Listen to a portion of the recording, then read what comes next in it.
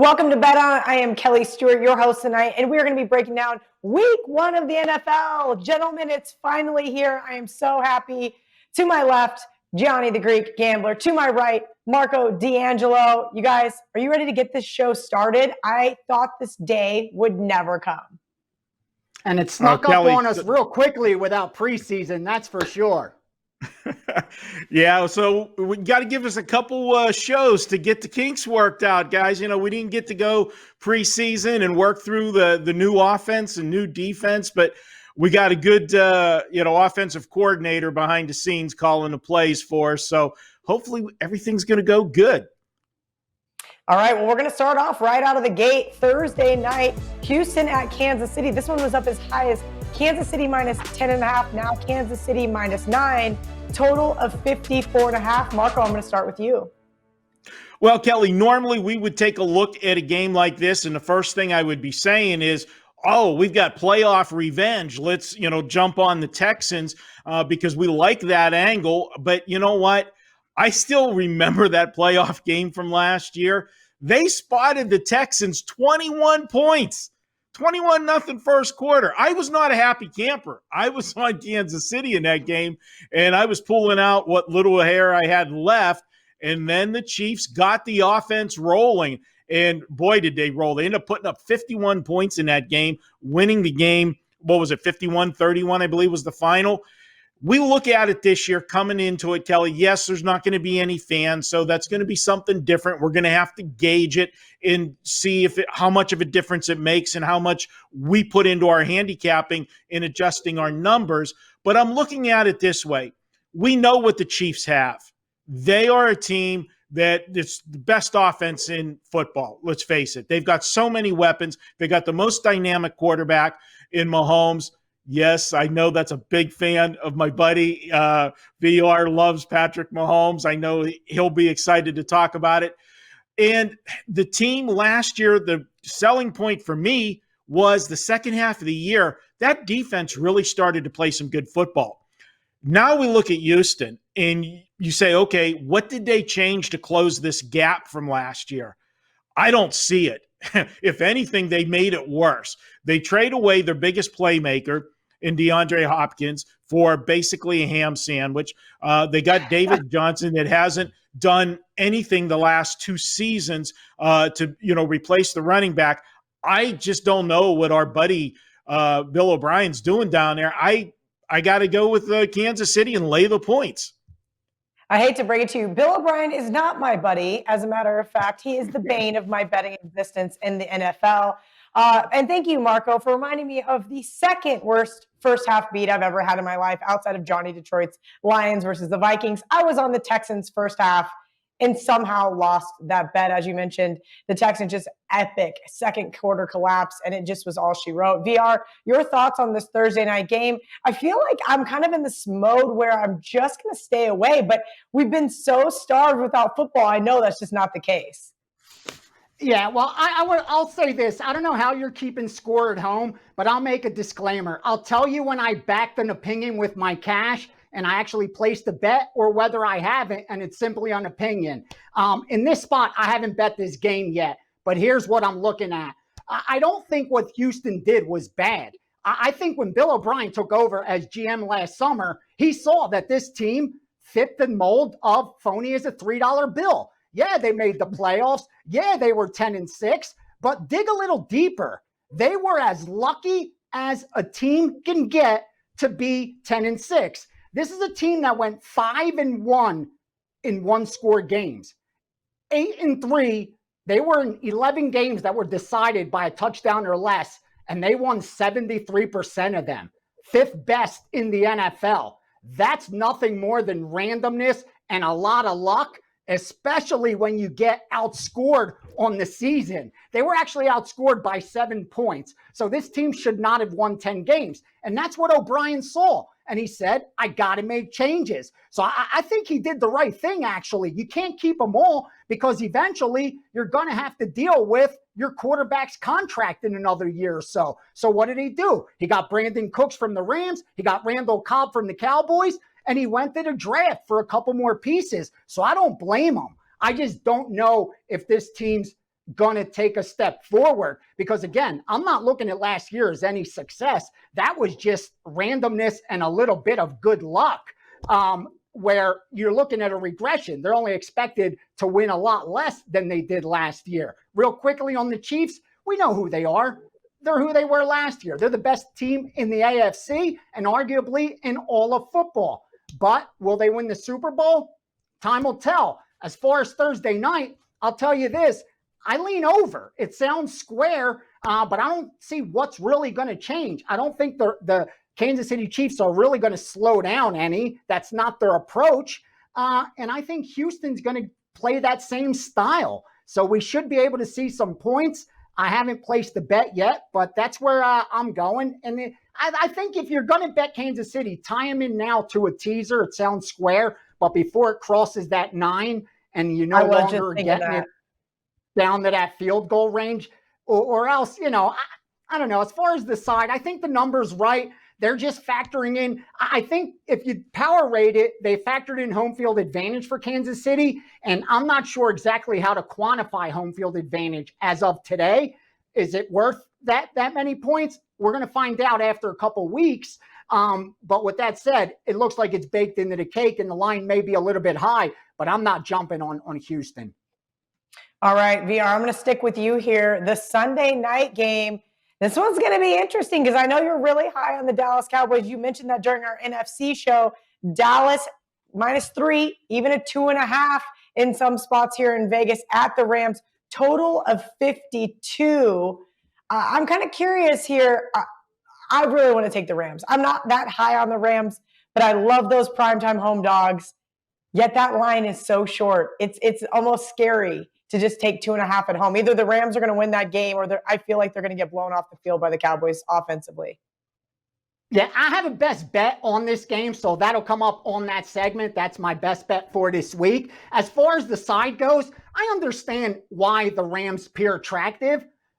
I mean, they're a solid team. They're expected to progress after last year's regression, and they're catching a couple points. But again, you nailed it. I'm really high on this Dallas Cowboy team. And this year is unprecedented, unlike anything else. Even with week 1, where usually by the time Sunday rolls around, the value's been extracted. We've been betting into these numbers for months. Perception's been created. Conclusions have been drawn based on preseason. That's not here anymore. They're diving right in. That changes everything. And I think that's why, for me, it's Dallas or leave the game alone, because we know the Rams have a lot of problems on the defensive side of the football, and I just don't know if they had enough time to address those. And if there's one thing I've talked about in the preview show for the season win totals, is Dallas is loaded on offense. They're going to score. That's for sure. And against a weak defense like the Rams, I don't know if Rams could keep up. So for me, it looks like Dallas or leave it alone. But again, I can't fault you for taking the points. I haven't bet the side. I do have a play on the total. That's coming up on Best Bets. All right, Marco, your thoughts on this Cowboys team. Are you as high on the Dallas Cowboys as VR? I can't seem to wrap my head around it. Now, the reason why is because they have an easy schedule. It makes sense. All they have to do is win 11 games, and they don't have Jason Garrett anymore. It just seems like this is it. This is their year. I just don't know if I'm quite there yet. Marco, your thoughts on Dallas at the Rams on Sunday night? Well, we got to figure out, we've all had our problems with Jason Garrett. There's no question about that. But is Mike McCarthy an upgrade? I'm not sure. We're going to see how that works out. I got to ask you, Kelly, though. In 2020, is primetime home dog still a thing with what we're going to deal with this year? You're the primetime home dog queen. Tell me, what are we going to do with them? This is the interesting thing. So I don't know if you guys know the data scientist, Ed Fang, good friend of mine. He's shared his information with me and said that really home field advantage in the NFL is only worth about 1.5 points. And this year, so how are we going to judge it? Now, and our buddy Ralph Michaels, who will be up on TNA here in a little bit, said, hey, look, you got to give a little bit for familiarity. We know that the travel schedules are going to be a little iffy. So I'm kind of thinking you have to give a little edge. Now, let's throw in the Sunday night game. Jared Goff doesn't seem to play that well under these bright lights. Well, he's in a brand new stadium and there's nobody there. I don't know. You can't quantify that, but I kind of have a feeling he may actually be able to put together a complete game. I don't know. I'm kind of looking at the total here, but I'm curious to see what your play is or what your lean is here if you don't have a play. Yeah, this is going to be a lean for me, Kelly, of all the games. And we always break down the primetime games. So we're going to give you what we think about the games. But I'll be honest, this is the weakest of everything I have on the show this week. One thing I'm going to say about the two LA teams this year, that without fans might actually be a benefit to them as far as how you do the power rating. Because, yes, they're not going to have fans. They didn't have a lot of them last year and the year before as it was. But the thing that they won't have, and how many times did you watch the Charger games, and especially the Chargers, and even with the Rams, there were more fans in the stands for the opposing team. Well, they can't get in. So it does revert back to a little bit of an advantage for the home LA teams. But in this one, Sean McVay knows he's not going to be able to trade points right now out of the gate with Dallas. So for me, he's got to try to slow the game down. And by slowing the game down, it also protects that defense that was in a shambles in many of the games last year. You know, the year before Jared Goff and that offense was rolling, they could trade points with people. They couldn't do that last year. The one thing I will say about the Rams is they were a disappointment last year to everybody because they finished the season at 9-7 after going to the Super Bowl the year before. But for us as bettors, we only care about the point spread. They were 11-5 to the spread last year. So this is a team that really didn't underachieve as much as you would think based on what Vegas made the numbers. So for this one here, I'm on the fence right now for the game. I lean to the under. It's a weak vote, Kelly, but I think if they have a shot, they got to slow the game down. And remember, when the Rams were at their best is when they were running the ball with Todd Gurley. Now, obviously, there's no more Gurley here, but that's whenever he was at his best, and then they used a lot of play action. They're going to have to try to get back to that running game. All right, great stuff from Marco and VR. Now, normally we would do the Monday night game, but we decided this year we're going to do a special Monday edition of Bet on It. So I'm very excited to be able to have that because I know VR is going to have tons of information. Marco will have a great bet for us. So be on the lookout on Monday mornings for a new Monday edition to Bet on It. When we come back, we're going to do a little Tease Me segment. Normally we do the Inside the Numbers, but because it is week one, we're going to spend a little bit of extra time on those teasers.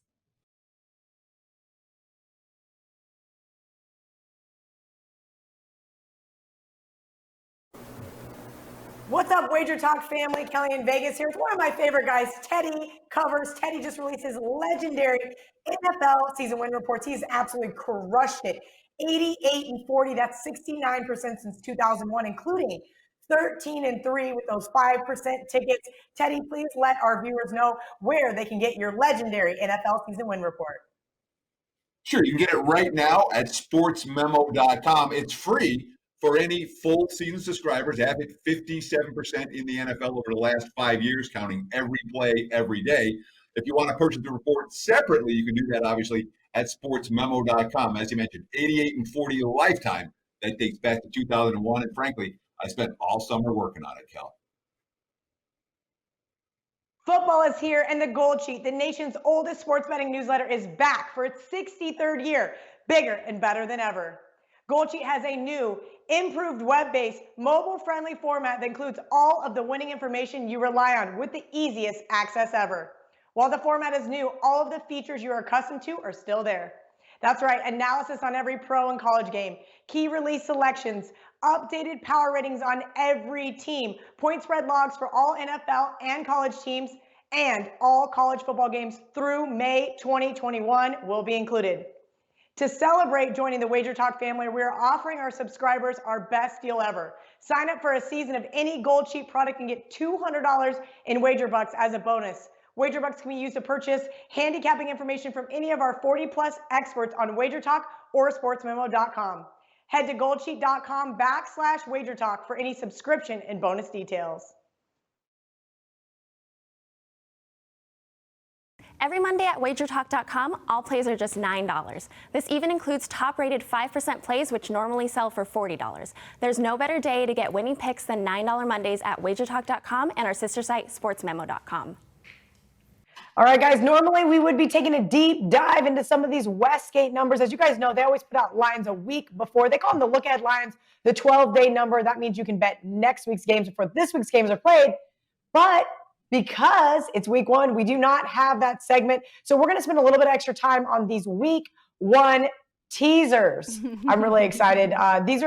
There is a lot of teaser potential this week, you guys, looking at it. And I don't want to fall into the trap.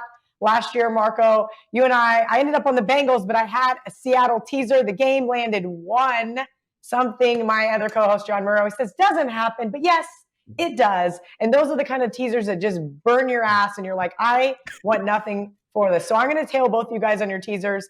Marco, I'm going to let you go first. Please tell me who your teaser is for NFL Week 1. Hey, before I jump into that teaser, just a big shout out to our man in Detroit, Gianni Detroit. I know this is his favorite segment of the show. I couldn't let that go, Kelly. I had to get that jab in for our buddy Johnny.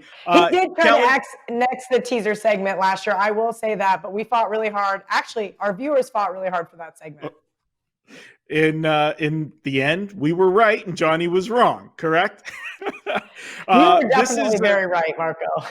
Yes. This is a spot here where I'm going to look at the first half of my teaser. We're going to take a look at the 49ers. Now, I know the 49ers are a public team, and generally, I don't like to be involved in those public teams. But look at who they're playing in this game. They're playing Arizona, who has been getting a lot of love from a lot of people this year, expecting a lot of things. And if you go back to the two games last year when these two met, Arizona gave them fits both games. That's not going to happen this year. One, now we've got a full year of film on what they did with Murray at quarterback and Kingsbury's offense. Teams are going to be better prepared. I think last year in both of those meetings, San Francisco looked right past them because they were coming off of big games. If you remember in that first meeting, they played Arizona on a Thursday night. Hello, Kelly, primetime home dog. Arizona gave them all they could handle. But if you look at what happened, they were coming off San Francisco, that game where they blew out Carolina on TV. They scored 51 points in that game, just absolutely demolished them, all fat and sassy. And who did they have up after Arizona? They had Seattle, and that would be called the sandwich of all sandwich games. So not going to happen this year. We tease San Francisco down. All we got to do is win the game. That's what I'm doing on the first half of the teaser. Moving to the second half of the teaser. Now, I know a lot of people aren't going to like this play because they love Seattle and Russell Wilson. I do too, but not in this spot. I'm going to tease Atlanta and get them over the touchdown. They're a small home dog. We talk about this all the time. You get that small home dog where you can take them through the key numbers of 3, 4, 6, and 7. That's an automatic plus EV play. And then we look at Seattle until Pete Carroll changes his style. His style is don't lose the game. Stay in the game, keep the game close. We win the game in the end. You look at Seattle.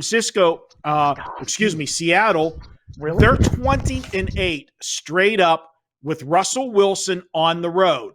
20-8, Kelly, straight up. They're only 12-13 against the spread. What's that tell you? They're all close games. Give me the points over the touchdown with an Atlanta Falcon team. If you remember, I was high on Seattle, but I also was high on Atlanta not to be as bad as people think they're going to be this year. I'm going Atlanta plus the points. Take them plus that 8, 8.5, whatever you can get out there. And both of these are 6-point teasers. All right, 6-point teasers. Marco, this is my concern before we get to VR. It looks so easy. I wrote this down the other day. Come on. Chiefs, Ravens. That's what everybody is going to play this week. VR, I'm curious to hear what your teaser is for week one. I feel like there's some very trappy teasers out there, and I don't want to get stuck into that trap, but that's why I'm going to leave the Chiefs and Ravens out of it. Yeah, and I mean, listen, teasers are attractive, but this is a sports betting show about helping people profit betting sports. It's not about previewing, and there's so many of those out there. Our guys bet. They lay 11 to 10. And if you're going to bet teasers, we know the hold is higher than regular 11 to 10. And 11 to 10 is hard enough to beat. We say that all the time. And our industry has done a terrible job of expectations of what it is to be a winning bettor. You know what I mean? Like how small the edge really is. So to win in teasers, you got to tease the number or else just bet the games. There's no reason to tie up teams. So if you're using a teaser to your advantage, you're using it to get the best of that number. So let's go through 3s and 7s. It sounds archaic, but to this day, it's the only thing that still works. So 2 teams that jumped out at me right away. Number 1, the Green Bay Packers against the Minnesota Vikings. Why? They were getting 3. Wise guys took the 3. It's now 2.5. So that value's gone. But if I tease it, now I get the 3. Now I get the 7 as well because I got Green Bay +9 plus 8.5, on a 6-point teaser. So that's a plus EV bet, win or lose. Now let's find another one. Indianapolis Colts. We laid -6.5 on the Colts and -7 on the Colts. They're up to 8 right now. I would never advise you to lay 8 if I bet -6.5 and -7. If I ever do that, don't ever listen to anything I tell you unless I follow it up with, I made this game 10.5. If I don't say that, then it's all nonsense. It's all bullshit. Because again, once the line moves a few points, the value's gone and we're just hoping for luck. We're no longer getting the best of it. And the second team that jumped out, again, that's the Indianapolis Colts. Because now we'll take that 8, even some 7.5s out there and tease that through that 7, through that 3, and bring the Colts down to 1.5 or 2. We're sticking to 6-point teasers, not 6.5, not 7, 6-point teasers. That's the lowest juice. And even with those, you're going to have to shop around. Because if you're laying 135s and that kind of stuff that some of these books are doing, you will not win. Because the legalization of sports betting is a plus because it breeds competition. But the negative is that the influx of casual bettors means sports books can take advantage of ignorance. And I don't mean it to be mean. What I mean by that is when you see some of these casinos where each side is -120 and people are still betting into it, it just tells you they're doing it without realizing what they're doing. They just want action. If you're laying -120 every bet, there is no chance you're going to be up money. It's just not a possibility. So again, we want to be cautious. We want to find value. And if we're going to use a teaser, let's pick numbers off. All right, guys, that was great. Thank you, VR, for that PSA. It's time for us to take a quick break, but when we're going to return, it's time for your Steam Game of the Week and the Trap Game from Marco D'Angelo. Get $25 in wager bucks added to your account after your first purchase at wagertalk.com and sportsmemo.com. This is just our way of saying thank you for joining the Wager Talk and Sports Memo family. All right, guys, it's time for one of my favorite segments. You guys know I love the situational plays, and I love when Gianni gives us those Steam games from the sharp players that he tails. So, VR, I'm going to start with you. You're going to bring us your Steam Game of the Week. I was getting worried here because when I bet it, I bet over 46. When I sent it to you, I think it was 47. And I'm like, damn, I hope it doesn't keep going by the time we do the show. And it's going up a little bit more. But then last night, I get a buy order for over 47.5. So I'm like, yes, we went over 46, but another group still sees value in 47.5. So I will use this for my Steam play because I like it. And that's Arizona, San Francisco over the total. Here's why. When Kingsbury inherited Arizona, he inherited an offense that ranked last in points scored and yards per game the previous season. and he did a phenomenal job turning them around. Well, now he's had another year and been able to implement more pieces into his mix, into his scheme. That's going to improve the offense for sure. San Francisco, we already know what they have. But more importantly, I don't think Garoppolo's getting nearly the credit for last year's success. He did that against the 10th toughest schedule of pass defenses, and he lit them up. Short, long, completion percentage, it didn't matter. And I don't think this team's going to miss a beat offensively. So I think at 47, 47 and a half, 48, this number still not high enough. Honestly, at 46, I had made my true number 49 and a half, 50. I thought it wouldn't get that high because when you think of San Francisco and Arizona, a lot of points may not come to mind, but I think this line, they brought it out too low. They paid for it, and it's still not high enough. So go over that total, San Fran, Arizona. All right, Marco, I mentioned to start this segment that I love situational plays. Now, some weeks you're going to bring us a sandwich game. Some weeks you're going to bring us a trap game. There's no sandwiches to be had here week one because we haven't played any games yet. So I know you have a nice trap game for me. Yeah, well, the other reason too, Kelly, is I didn't get the okay from Governor Sisolak here in Nevada to open the deli. I have to do some rearranging on my configuration on the tables and everything in there and get all the workers up to speed. But we will be compliant next week, so don't worry. The deli will be open. I know everybody was worried about that. Kelly, we're looking at this one. You can't see Kelly off the air, but she's having quite the crack. I am red and dying right now. That was so good, Marco. I took that one right here. You made me happy with that one. Okay. We're going to look at every year, the first week or two of the season, we come in, and if we would have had a preseason edition doing the show, we would be talking about, well, it's who's the darling this year? Who is everybody talking about? Everybody's got them penciled in. This is the in vogue team, the who we're going to run on. Well, let me just refresh your memory. 2 years ago, it was the San Francisco 49ers was the darling. What happened? Unfortunately, they had an injury with Jimmy G and everything, and the season unraveled. They didn't get to the playoffs. Then last year, new coach, second year, Baker Mayfield. It's the Cleveland Browns. We're all over them. Everybody was in love with the Browns. Well, what happened? Yeah, they couldn't get the ball inside the goal line for a touchdown when they got inside the 10 all year. Great play calling. Now this year, who is that darling? It's the Buffalo Bills. Everybody is handing them the AFC East because Tom Brady's gone and the Patriots lost key players on defense, nobody to go to.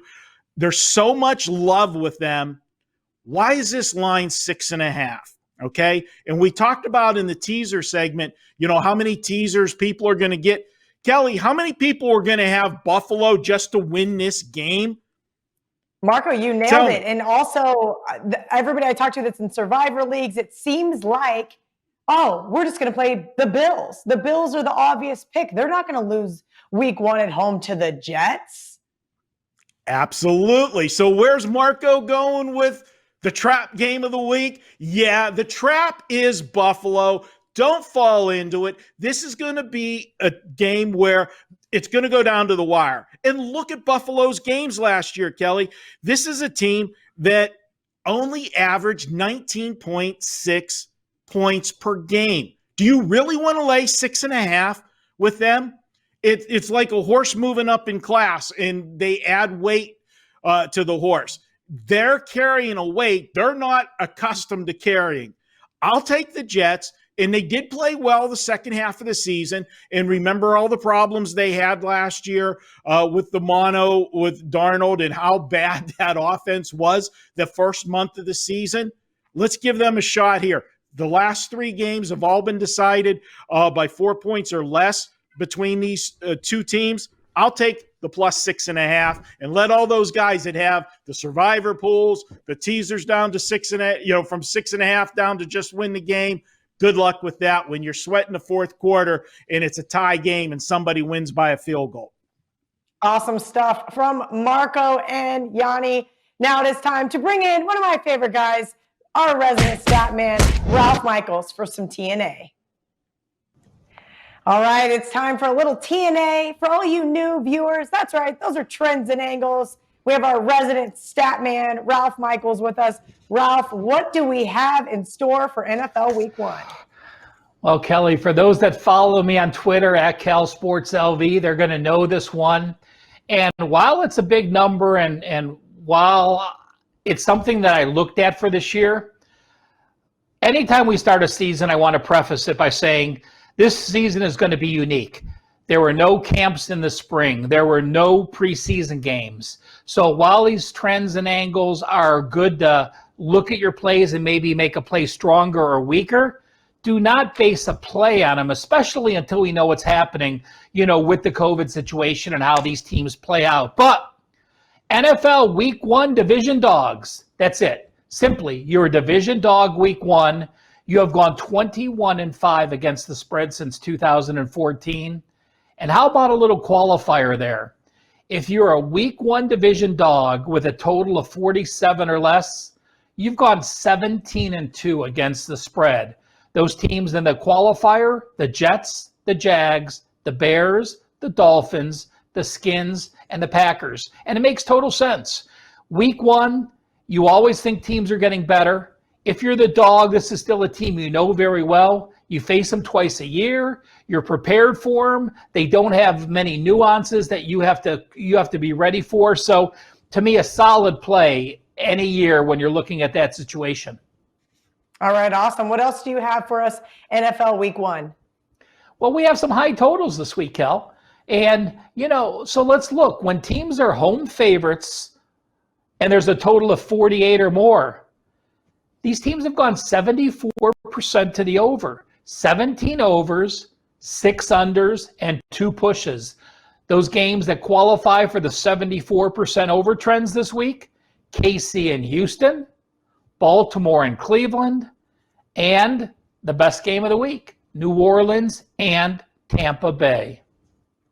That's interesting. I gave a little bit of credit there. VR said he liked that over on Kansas City. I said, I don't know if I'm going to play the first game. And now Ralph just gives me that little extra nudge. All right, Ralph, what else do you have for us? 2 more situations to go over, Kelly. The first is since 2011, when the casinos put out a regular season win total, it's bet into for multiple weeks. So when we're looking at weeks 1 through 4, if a team has a lower regular season win total, but they're a favorite, those teams have only covered 37% of the time, going 34, 57, and 4. So there's only one application now because one of the situations fell off. That would be the Detroit Lions versus the Chicago Bears. The Detroit Lions have a lower season win total than the Bears, yet they're a favorite this week, a 3-point favorite. I do happen to like the Bears, by the way. The other situation that it would have occurred in was your Denver Broncos, but we've seen a 4-point line swing in that game. The Broncos were a favorite. They would have applied to the situation. Now being a Monday night home dog, boy, I'll tell you what, you don't see many 4 or 5-point line swings like we've seen in that game. That one's going to be interesting, Ralph, mainly because I'm not sure a defensive player, as much as I love Von Miller, is worth that big of a line move. We're going to do a special Monday edition of Bet On, and we're going to touch on that game. Appreciate you coming to hang out, Ralph, and I, too, will probably end up on the Chicago Bears. Yep. Last situation.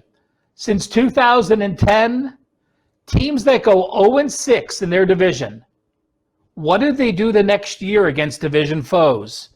Well, the Washington football team, the Detroit Lions, and the LA Chargers all went 0-6 in division games.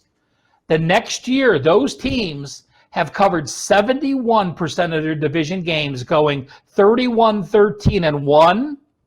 And weeks 1 through 10, the first 2/3 of the season, 0-6 division teams against division foes, 27-8 against the spread, 77%. Again, that's Washington.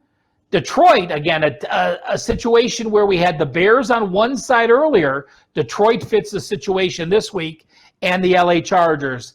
And lastly, Kelly, I won't be on with you Monday, but I'm going to leave you with a Monday night team angle. And to me, it makes perfect sense, but the numbers are pretty wow.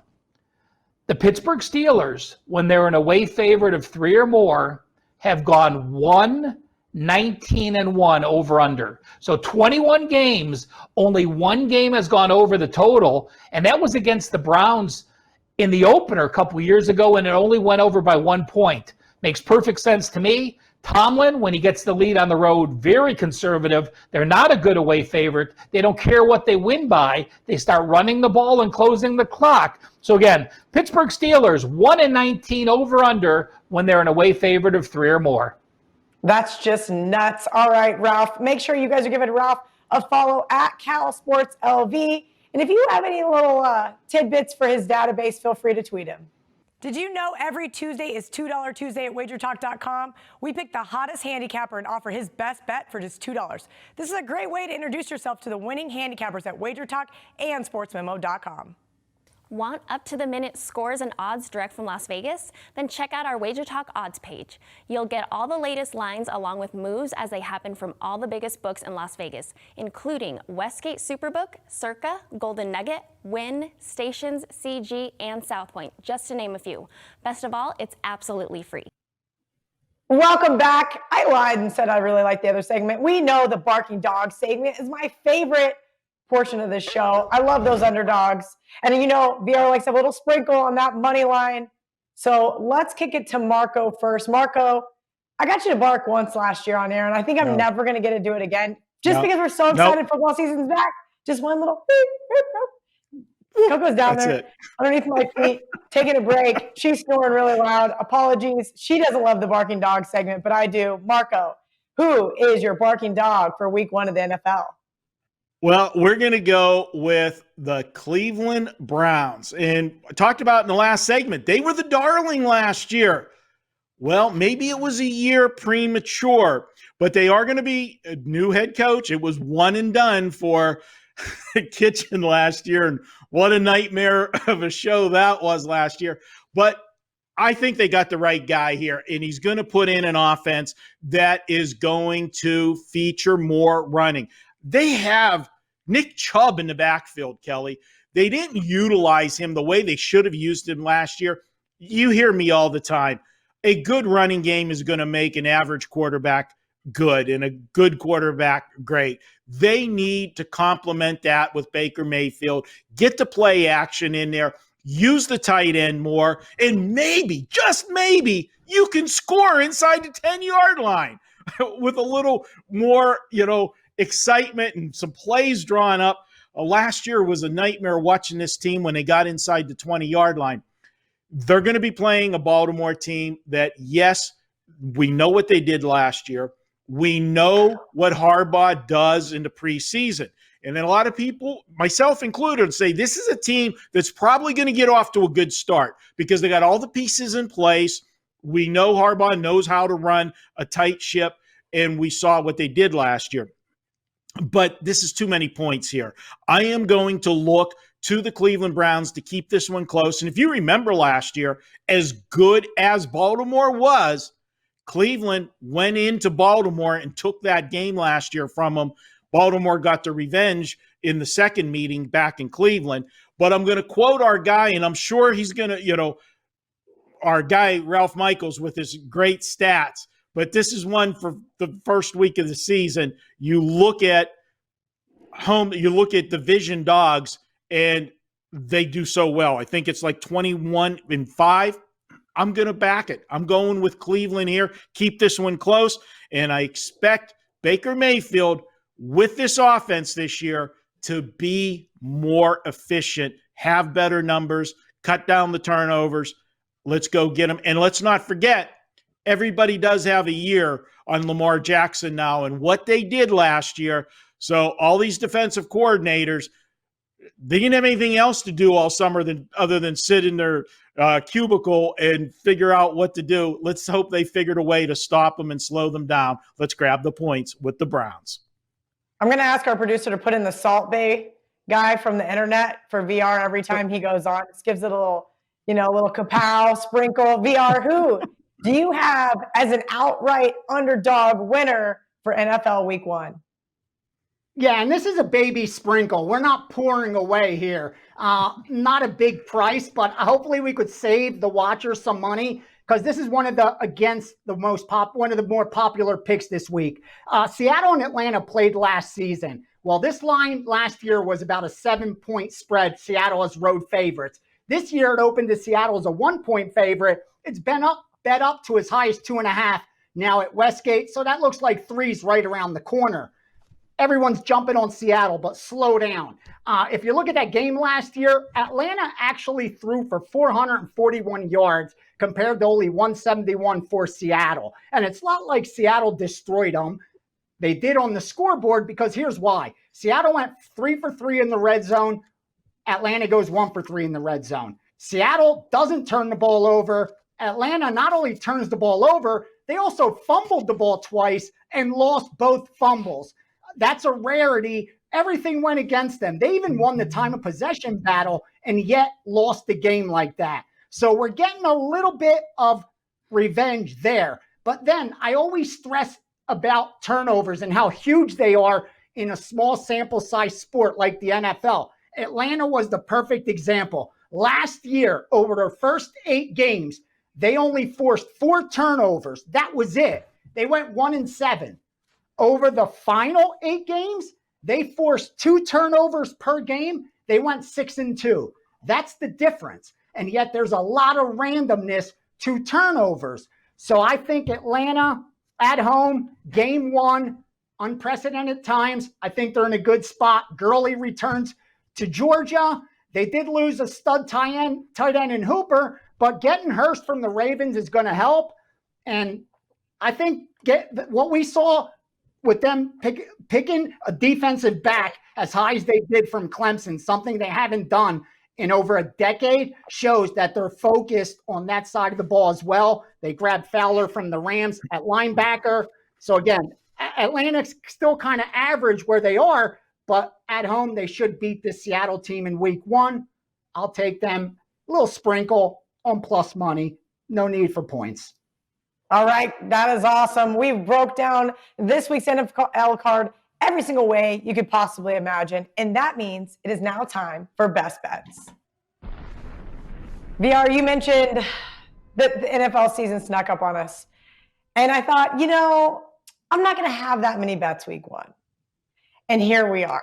Too many bets already week 1. So this was really hard for me to try to find a best bet. I was considering a Monday night game, but we said we're going to be doing a Monday night segment. So I scratched that one off the list.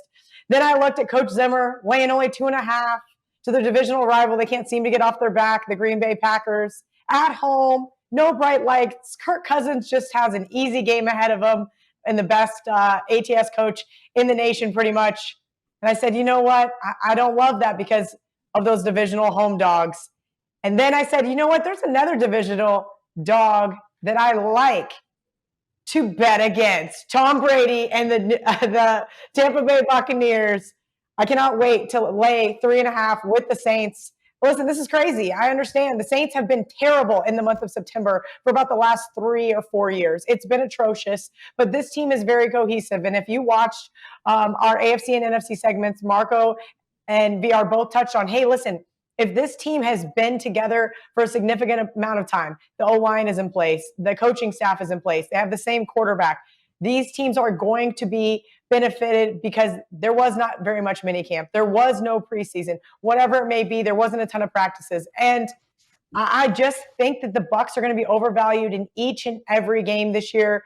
Marco mentioned the Bills being the darling. The Bucs are the second darling, if not up in the top 5 as well. And I'm going to lay 3.5 with the Saints week 1. And I may hate myself come Sunday afternoon, but I feel really good about it. And 3.5 is my number. Marco, we're ready for your best bet.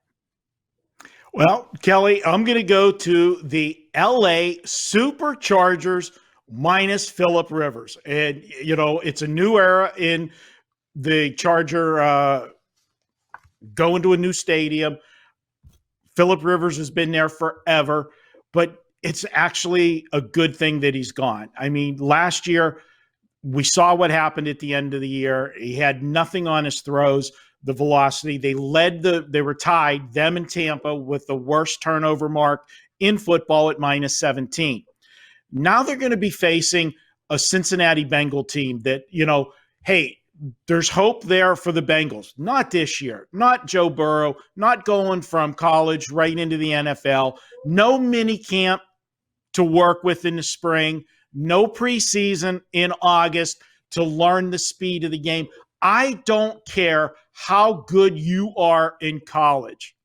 The speed of the NFL is light years ahead of the speed of college football. Yes, he came out of the biggest conference, SEC. Don't send all the hate mail. There's still too many teams in that SEC that aren't elite teams. The bottom half of that was pretty bad last year. Joe Burrow is going to be a good quarterback. He's got all the tools to be an NFL quarterback. It's not going to be this year. I'm looking at a Charger team that, when you consider all the turnovers they had last year, and you look at the number of games that they lost, 11 games, 9 of those games were 8 points or less, meaning one score. They were in all of those ball games. With Tyrod Taylor, what you're going to get is a quarterback that is not going to turn the football over. The other thing you're going to get with Taylor is when it's 3rd and 6, instead of Phillip Rivers, who stands back there like a statue and then either gets sacked, strip fumble, or throws an interception, you're going to get a quarterback that is going to extend the play with his legs and find somebody open or make that key run for the first down. You didn't have that with Phillip Rivers. And this defense kept him in games last year when the offense kept putting him in horrible spots with the turnovers. This defense will be better this year because they're going to win time of possession offensively. With the Chargers will sustain more things and not turn the ball over. You figure when you're minus 17, how many more possessions did you give the opposing team during the season with all of those turnovers? I like the Chargers here. I'm never going to say that Coach Lynn has an advantage over a coaching staff, but this is his 4th year. I hope for God that he would have some advantage and some continuity other than changing the quarterback. I like the Chargers. I'm laying the 3. I'm going to be honest with you. We're seeing a few 3.5s starting to float around. Don't wait on this. Get down on this now. Get that 3 locked in. We know how important those half points are around 3. All right, VR, you alluded at the beginning of the show, right out of the gate, you had a best bet on the Sunday night game. We're ready for it. We've waited patiently. Primetime best bet, rare for me. Nah, not really. I like betting those TV games, usually the most value. Because, again, I always say Sunday night game, Monday night game, those outcomes, more times than not, are going to determine the week for the bookmaker. Bettors that are behind look to catch up. Bettors that are ahead look to double up. They attract the most betting action. So those lines have to be shaded for those biases. Now, usually the bias is favorite and over. So you're going to find a little value going against that, but that's not always the case. And on Sunday night, that's what I find here. They brought out the total of 49.5. We bet the over 49.5. I didn't get down at 49.5. I got down at 50. I got down at 50.5, and I bet it again at 51. There's still 51.5s out there, 52 at most places. Still not high enough. These two teams played last year. They put up 60-plus points, and I don't think much is going to change, even though this is a much different Rams team. Listen, the Rams went all in last year, and it didn't turn out well for them. They had their Super Bowl hangover, and now they look a lot different on both sides of the football. But where they lost that leadership is on the defensive side with Weddle, Fowler, Matthews, Coleman, Littleton. They're all gone. You're bringing in new pieces, and you've had no preseason to adjust, nothing like that, and you're facing the Dallas Cowboys. On the flip side of that coin, McVay is pretty well equipped to get his offense in gear. even under these circumstances. You saw when they were playing bad down the stretch over their last 5 or 6 games, they averaged about 30 points per game. So this offense, even if they're not winning, will score. And the reason for that is Jared Goff, who doesn't get enough respect, even though he's 33-14 as a starter, 95.4 passer rating, and the 5th most touchdowns over the last 3 seasons. And yet, he's not really considered a success. That's why we're getting a little bit of value here. Look for this line probably to keep climbing when it gets to game day, so you may not want to wait. I'm surprised it's not higher now. 51, 52, 53, not high enough. Let's go over the total. Best bet week 1. All right, great stuff, guys. We're going to step out for a quick break, but when we return, it's our final thoughts on this week's NFL action. Looking for more NFL betting info? Then tune into the presidential address each week when Wager Talk's own Lawrence Presman, the Prez, along with Ralph Michaels, break down this week's entire NFL card. The show is available every week exclusively at Wager Talk TV. Want free plays and insider special deals? Just text Wager Talk to 33222 and get a $10 coupon for signing up. All right, guys, thanks for hanging out with us tonight. We're so excited for the NFL to be back. Let's recap both guys' plays for today. Marco's primetime games. He leans with the Chiefs, -9 on Thursday night. And said, I don't love that Dallas Rams under 52, but if you're going to make me pick it, Kelly, fine, I will. For his teaser, he's on San Francisco -1, Atlanta +8.5, and I already bet that one while you guys are just now getting that information. His trap game of the week is Jets +6.5, and I am on board. I don't know if I'm on board with this one. The Barking Dogs, the Cleveland Browns, +7.5. Boy, did they hurt me a couple different times last year. I got to see what they've got out of the gate. And Marco's best bet for this week, the LA Chargers -3. He said you need to get this one and get it quick because it is headed to 3.5. Gianni the Greek, Thursday night. He likes the over in Houston, Kansas City. And Sunday night, says lay the 3 with Dallas, but he also has a best bet on that one we'll get to in a second. For his teasers, we have the Colts -1.5 and the Packers +9. That train came rolling through on that steam play, and you're not too late to get it, but do not wait any longer. Over 47.5 in Arizona, San Francisco. He's got a baby barking dog, a little chihuahua, if you will. The Falcons on the money line for VR this week.